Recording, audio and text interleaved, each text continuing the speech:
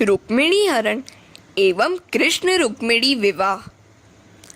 राजा परीक्षित सुखदेव जी से कहते हैं, महाराज, मैं रुक्मिणी विवाह का प्रसंग विस्तार से सुनना चाहता हूँ। सुखदेव जी कहते हैं, राजन सुनो। विदर्भ देश के राजा भीष्मक के 5 पुत्र और 1 कन्या थी। उनके ज्येष्ठ पुत्र का नाम रुक्मी था और कन्या का नाम रुक्मिणी। भागवत ने उनकी माता का नाम नहीं बताया है, किंतु अन्य ग्रंथों के अनुसार उनकी माता का नाम शुद्धमती था। जहाँ मति शुद्ध होती है वहीं महालक्ष्मी का आगमन होता है। रुक्मिणी लक्ष्मी का अवतार थी। भीष्मक राजा की इच्छा थी कि रुक्मिणी का विवाह श्री कृष्ण से किया जाए, किंतु राजा का पुत्र रुक्मी अपनी बहन का विवाह गोपाल के साथ नहीं, राजा शिशुपाल के साथ करना चाहता था। रुक्मिणी ने भाई की इच्छा जानी तो उसे बड़ा दुख हुआ। रुक्मी ने शिशुपाल को बारात लेकर आने का आमंत्रण दिया। कामी शिशुपाल बारात सहित आ पहुंचा। गणपति पूजा के समय भी इस कामी का ध्यान तो रुक्मिणी की ओर लगा हुआ था। उसका ध्यान कन्या के दैहिक सौंदर्य की ओर था। जब साधारण जीव विवाह करने जाता है तो कामाधीन होकर जाता है। प्रभु तो गोपाल अर्थात गोरूपी इंद्रियों को नियंत्रण में रखने वाले हैं। भगवान जितेंद्रिय बनकर विवाह करने जाते हैं। शुद्धमती के अंतःपुर में एक सुदेव नामक ब्राह्मण आता जाता था। रुक्मिणी ने उस ब्राह्मण से कहा, मैं श्री कृष्ण से विवाह करना चाहती हूँ। 7 श्लोकों में लिखा हुआ मेरा यह पुत्र आप श्री कृष्ण तक पहुंचा दीजिए। एकनाथ महाराज ने रुक्मिणी स्वयंवर पर भाष्य लिखा है। वे कहते हैं कि रुक्मिणी श्री कृष्ण का विवाह शुद्ध जीव और ईश्वर का विवाह है। भागवत कथा के अंतिम दिन को इस विवाह की कथा आती है। जिसे तक्षक नाग के दंश से मरना है, क्या वह लौकिक विवाह की बातें सुनेगा? योगी श्रेष्ठ परमहंस सुखदेव जी यह कथा कह रहे हैं। भाषा विवाह की है, जबकि तात्पर्य तो जीव के ईश्वर से मिलन का है। श्री कृष्ण कहते हैं, मुझे सांसारिक सुखोपभोग की इच्छा नहीं है। मुझे किसी भी वस्तु की अपेक्षा नहीं है। मैं निरपेक्ष हूँ, मैं निष्काम हूँ। रुक्मिणी भी तो कहती है कि उसे भी विषय सुख की इच्छा और अपेक्षा नहीं है। रुक्मिणी ने अपने पत्र में लिखा था कि वह निष्काम है और उसके मन में कोई विकार वासना नहीं है। सामान्य कन्या ऐसी बात कैसे कह पाएगी? श्री कृष्ण और रुक्मिणी दोनों निष्काम निर्विकार है।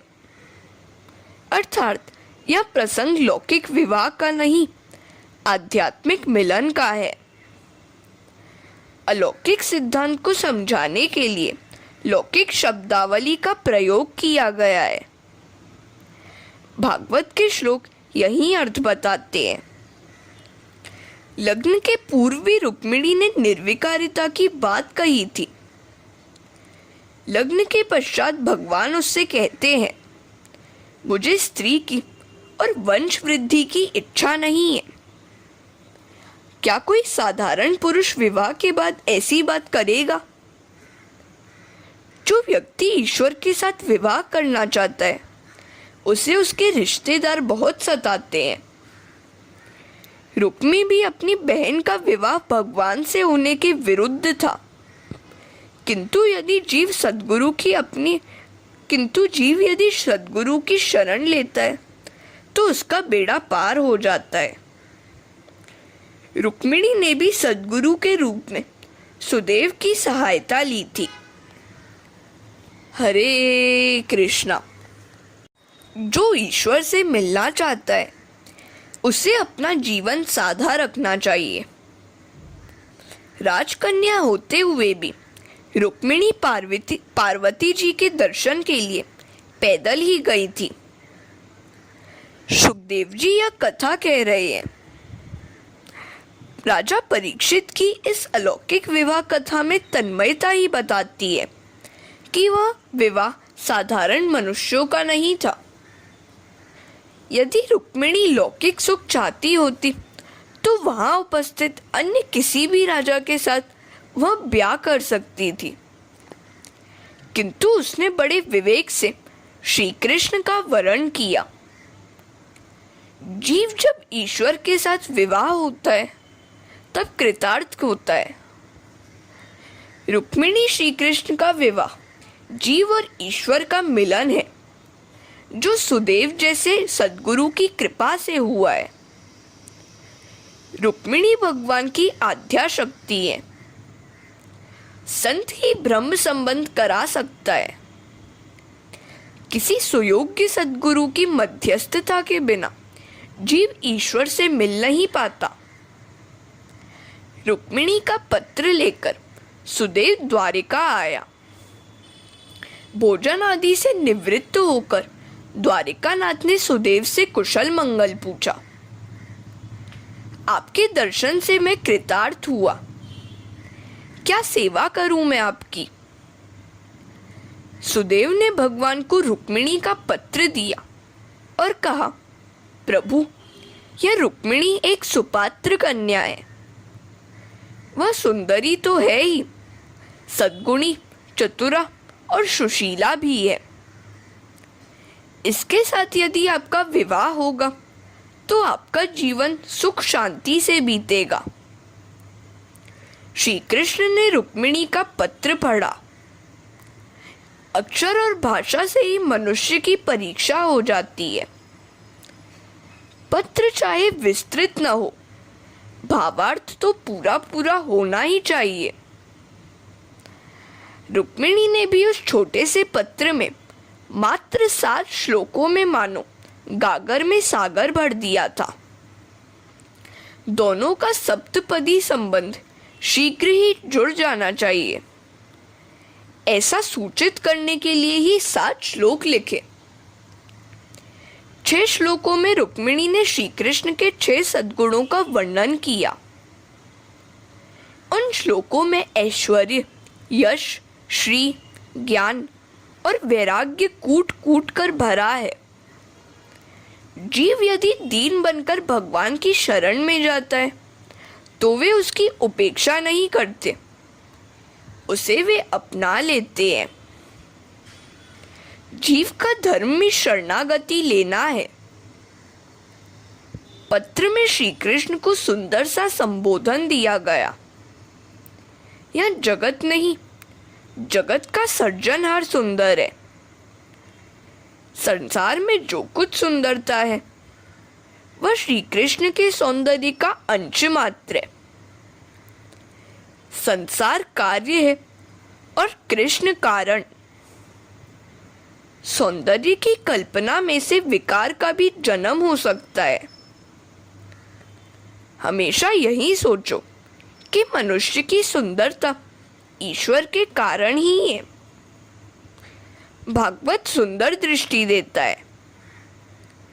भागवत अहम की दृष्टि को बदलता है। जगत जैसा है वैसा ही रहेगा। प्रश्न दृष्टि का है। जैसी दृष्टि वैसी सृष्टि। पत्र में आगे लिखा है, नाथ, आप अतिशय सुंदर हैं।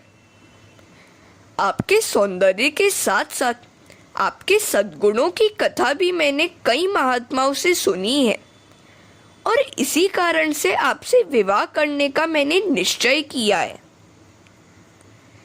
आपके सद्गुणों ने मेरा मन मोह लिया है, मेरा चित्त चुरा लिया है। आपके सौंदर्य और सद्गुणों का वर्णन सुनकर मेरा मन निर्लज्ज हो गया है। हरे कृष्णा। बार बार श्री कृष्ण कथा सुनने वाले का मन श्री कृष्ण हर लेते हैं। शुकदेव जी जैसे निरपेक्ष वक्ता भी कृष्ण कथा कहने की इच्छा रखते हैं। यदि कोई श्रोता नहीं मिल पाता था तो वे वृक्षों को ही रास पंचाध्यायी सुनाते थे। नाथ, मैं किसी कामी पुरुष के साथ विवाह करना नहीं चाहती। रुक्मिणी के पत्र में ऐसा आगे लिखा गया है। मैंने अपनी आत्मा आपके चरणों में समर्पित कर दी है। परमात्मा सोचेंगे कि ऐसी निर्लज्ज कन्या से कैसे विवाह किया जाए। सो रुक्मिणी ने आगे श्लोक में लिखा है, नाथ, इसमें मेरा अपना कोई दोष नहीं है कि मैं निर्लज्ज हो गई हूँ। मैं वैसे तो लज्जा युक्त ही थी, किंतु आपके सद्गुणों ने ही मुझे निर्लज्ज बना दिया है। मेरी निर्लज्जता के दोषी आप ही के सद्गुण हैं। आप तो सभी के अंतर्यामी हैं। मैं और लिखूं तो क्या लिखूं? मेरी मनोभावना से आप सुपरिचित हैं। रुक्मिणी शिशुपाल का नामोल्लेख करना चाहती नहीं थी, किंतु उसने सोचा कि संभव है कि कृष्ण ऐसा सोचेंगे कि यदि हरण करके मुझसे विवाह करेंगे तो उन्हें और तो कुछ मिलेगा ही नहीं। जो कन्या अपने साथ संपत्ति न लाए, उससे विवाह करने से क्या लाभ होगा? सो रुक्मिणी ने आगे के श्लोक में लिखा है कि वह अपनी निजी संपत्ति श्री कृष्ण को दे देगी। कौन सी है वह संपत्ति? मैंने हमेशा नियमित सत्कर्म किया है। तुलसी की पूजा किए बिना मैं पानी तक नहीं पीती। आज तो नारी तुलसी की पूजा करती ही नहीं है, और यदि कोई नारी करती भी होगी तो चाय पानी के बाद। संयम और सदाचार के बिना जीवन कैसे सुधरेगा? सदाचार का अर्थ है शास्त्र सम्मत धर्म द्वारा आचार, स्वेच्छाचार नहीं। मैंने कई व्रत नियम आदि किए हैं। मैंने गरीबों को वस्त्र और अन्नदान भी दिए हैं। मैं अपनी पुण्य संपत्ति साथ ले आऊंगी। मैं अपनी अलौकिक संपत्ति साथ ले आऊंगी। आप मुझे स्वीकार करें। पतिव्रता पुण्यशाली नारी का पति कभी दुखी नहीं होता, सुखी ही होता है। अपनी संपत्ति की चर्चा करने के बाद रुक्मिणी ने स्वयं को प्राप्त करने का उपाय भी बताया। मैं प्रतिदिन पार्वती की पूजा करने के लिए मंदिर जाती हूँ। आप मुझे वहां से हर ले जाना। मुझे विश्वास है कि आप इसी दासी को स्वीकार नहीं करेंगे, तो मैं आपको प्राप्त करने के लिए हजारों जन्म लेती रहूंगी। मैं आप निष्काम प्रभु से ही विवाह करूंगी, अन्य किसी भी पुरुष के साथ नहीं। चाहे 100 जन्म क्यों ना लेने पड़े, किंतु मैं वरूंगी तो आपको ही। रुक्मिणी जैसे अटल निश्चयी ही परमात्मा को प्राप्त होते हैं। यदि आप मुझे स्वीकार नहीं करेंगे तो मैं शरीर का त्याग करूंगी। आपके सिवाय अन्य कोई भी व्यक्ति मेरा पति नहीं हो सकता। हरे कृष्णा। रुक्मिणी का पत्र पढ़कर श्री कृष्ण प्रसन्न हुए। सुना है मेरे लिए अन्न और निद्रा का भी उसने त्याग किया है, सो मैं उससे अवश्य विवाह करूंगा। मन और क्रिया को, मन और वचन को एक बनाओ। वैसा व्यक्ति ही भगवान को पसंद आता है। वे कहते हैं मोही कपट छल छिद्र न भावा।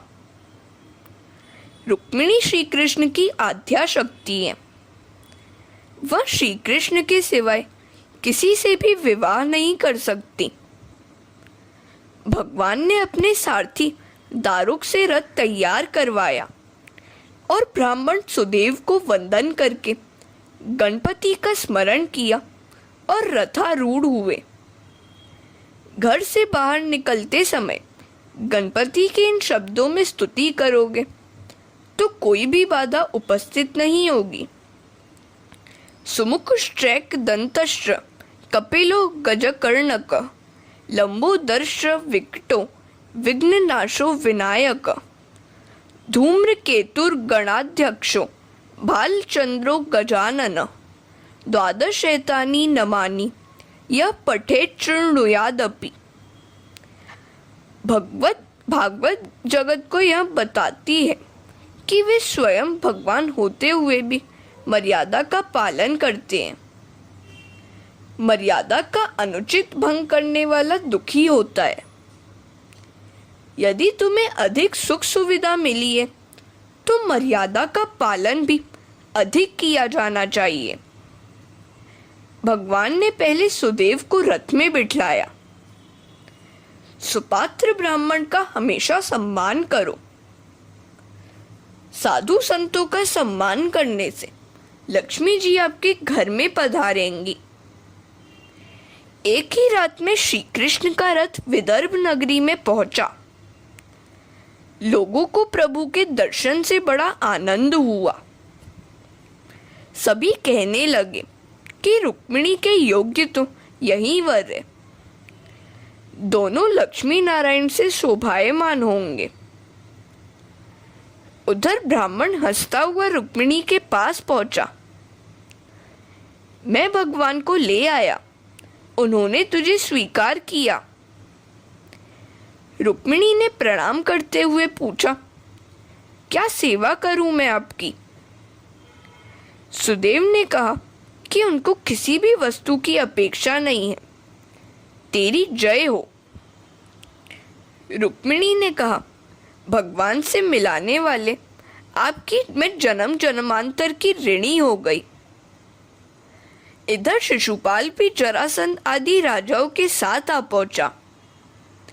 उसने श्री कृष्ण के आगमन का समाचार सुना तो वह कुछ डर सा गया। उसने जरासंध से कहा, वह चोर कहीं मेरी होने वाली पत्नी की चोरी कर गया तो? जरासंध ने उसे ढांढस बताते हुए कहा, हम यहाँ केवल खाने पीने तो नहीं आए हैं ना, समय आया तो तेरे लिए लड़ेंगे भी। रुक्मी ने भी कहा, मैंने ऐसी व्यवस्था की है कि मेरी बहन के निकट कोई मानव तो क्या पक्षी तक नहीं जा सकता। जब वह पार्वती के मंदिर जाएगी तो उसके आगे पीछे 16 कन्याएं और मेरे कई पहलवान भी साथ होंगे। यह सुनकर शिशुपाल को कुछ शांति हुई। हरे कृष्णा। रुक्मिणी ने स्नान श्रृंगार से निवृत्त होकर तुलसी और माता पिता की पूजा की। माता ने कहा, तेरा विवाह होने जा रहा है, सो उचित है कि तू पैदल ही पार्वती के मंदिर पहुंचे। रुक्मिणी ने दूसरी बार प्रणाम किया तो माता ने वैसा करने का कारण पूछा। पुत्री ने आशीर्वाद मांगे। पुत्री जानती थी कि वह तो पार्वती के मंदिर से सीधे द्वारिका जाने वाली है, उसे घर लौटना नहीं है। कई राजाओं को रुक्मिणी के दर्शन की, माताजी के सौंदर्य को निहारने की इच्छा थी, किंतु उन्हें कुछ नहीं दिख पाया। रुक्मिणी मंदिर में पूजा तो पार्वती की मूर्ति की कर रही थी, किंतु उस मूर्ति में उसे द्वारिकानाथ के ही दर्शन हो रहे थे, क्योंकि उसकी भक्ति अनन्य थी। रुक्मिणी ने गणपति और पार्वती की पूजा की और प्रार्थना की, मैं हमेशा आपकी पूजा करूंगी। मेरा श्री कृष्ण से विवाह हो जाए, ऐसा कीजिए। पार्वती जी ने उसे आशीर्वाद दिया। रुक्मिणी पूजा समाप्त करके मंदिर से धीरे धीरे नीचे आ रही थी तो कामांध राजागण उसके सौंदर्य की प्रशंसा करने लगे। माता जी को तो वंदन करना चाहिए। रुक्मिणी ने सोचा कि वह तो जीव मात्र की माता है, ये अपने ही बालक उसको काम भाव से निहार रहे हैं। रुक्मिणी ने अपनी दृष्टि से ऐसा तेज प्रकट किया कि सभी कामांध राजा मूर्छित हो गए। माता जी को जो काम भाव से देखेगा उसका पतन ही होगा। प्रभु ने दारुक को रथ आगे बढ़ाने की आज्ञा दी। दूर से गरुड़ ध्वज देखकर रुक्मिणी प्रसन्न हो गई। प्रभु ने उसका हाथ पकड़कर अपने रथ में उसको बिठला लिया और रथ द्वारिका की दिशा में दौड़ चला। धाराशायी राजाओं को जब सुध आई तो अपने कपड़ों को झाड़ते हुए वे खड़े हुए। एक कहता था उसे चक्कर आए थे तो दूसरा कहता था कि तेज के मारे गिर गया था। उन्होंने जब माना कि श्री कृष्ण रुक्मिणी का हरण कर ले गए हैं तो उन्हें आश्चर्य का आघात लगा। क्या इतने क्षणों में वह सुंदरी को ले भागा? हम उससे युद्ध करेंगे। माता लक्ष्मी को भोगेच्छा की दृष्टि से देखने वाले का पतन ही होता है। शिशुपाल को तो रोना सा आ गया। मेरी नाक कट गई। जरासंध आदि ने कहा, नारी की भांति विलाप करने की यह घड़ी नहीं है। हम सबकी नाक कट गई है। हमें उस गोपाल से युद्ध करना होगा। शिशुपाल, जरासंध, दंतवक्र आदि अपनी सेना को लेकर श्री कृष्ण का पीछा करने दौड़े। उधर शाम तक कन्हैया घर न पहुंचा तो बलराम को चिंता हुई। पूछताछ करने पर उन्हें सारी बात का पता चला। वह भी कैसा शर्मीला है कि मुझसे बात तक न की। वे तुरंत सेना को लेकर विदर्भ आ पहुंचे और शिशुपाल, जरासंध आदि की सेना को तितर बितर कर दिया। साथ निभाने का वादा करने वाले राजा भी भाग निकले। शिशुपाल अकेला अपनी किस्मत को रोता रह गया। शिशुपाल रोता रहा किंतु लड़ने नहीं गया। कामी व्यक्ति भीरू ही होता है। हरे कृष्णा। जब सारे राजा मिलकर भी श्री कृष्ण और रुक्मिणी को रोक नहीं पाए तो जरासंध शिशुपाल के पास आकर कहने लगा, यदि श्री कृष्ण अकेला होता तो मैं उसे हरा देता, किंतु बलराम को हराना आसान नहीं है। समय ही हमारे विपरीत है। यदि तू जीवित रहेगा तो हजारों कन्याएं मिल जाएंगी। इस बार तो हम यहाँ से भाग चले। रुक्मी श्री कृष्ण से लड़ने आया तो उन्होंने उसे एक खंबे में बांध दिया। रुक्मिणी ने प्रार्थना की, मेरे भाई को मत मारिए। बलराम ने भी कहा, जो भी हो, अब तो यह तेरा साला ही है, उसे नहीं मारा जा सकता। तो श्री कृष्ण ने रुक्मी को बंधन मुक्त किया। रुक्मी वैसे तो उद्धत था, किंतु बहन को प्रसन्न करने के लिए उसने बलराम को प्रणाम किया। रुक्मिणी आनंद से सोचने लगी, मेरे जेठ जी कितने दयावान हैं। उन्होंने मेरे पापी भाई को क्षमा कर दिया। आज तो विवाह के बाद भाई भाई एक साथ नहीं रह पाते। यदि मन विशाल रखोगे तो झगड़े नहीं होंगे। हमारे देश का आदर्श तो संयुक्त कुटुंब का ही है। राम लक्ष्मण आदि तथा पांडव भी एक ही घर में रहते थे। कृष्ण ने उद्धव के हाथ गोकुल पत्र भेजा कि जब नंद बाबा पधारेंगे तभी वह विवाह करेगा। नंद बाबा को आनंद तो हुआ, किंतु उन्होंने सोचा कि वह तो यहाँ आता नहीं है और ऊपर से मुझे वहाँ बुला रहा है। मैं द्वारिका नहीं जाऊंगा। उसके विवाह के दिन मैं यहाँ ब्रह्मभोज करा दूंगा। श्री कृष्ण ने यह बात जानी तो वे स्वयं गोकुल पधारे। मैया, मैं आ गया, मेरे साथ द्वारिका चल, नहीं तो तेरा कन्हैया अविवाहित ही रह जाएगा। नंद, यशोदा, गोपियां तथा अन्य सभी व्रजवासी द्वारिका पधारे। श्री कृष्ण और रुक्मिणी के दर्शन करके भगवान का स्मरण करते हुए गोपियों ने वहां देहोत्सर्ग कर दिया। गोपियों के श्री अंग की मिट्टी से ही गोपी चंदन बना। वहां गोपी सरोवर भी है। गोपी चंदन की महिमा ही न्यारी है। वहां महाप्रभु जी की बैठक है। वहां उन्होंने भागवत पाठ किया था। फिर वहां राजा भीष्मक भी आए। दुर्वासा के श्राप के कारण कृष्ण रुक्मिणी के साथ द्वारिका में तो नहीं रह सकती थी, सो माधवपुर में विवाह विधि संपन्न हुई। ब्रह्मा ने विवाह विधि का मुहूर्त दिया। मार्गशीर्ष मास की पंचमी। रुक्मिणी को मंडप में लाया गया। ब्राह्मण समुदाय स्वस्ति वचनों का उच्चारण कर रहे थे।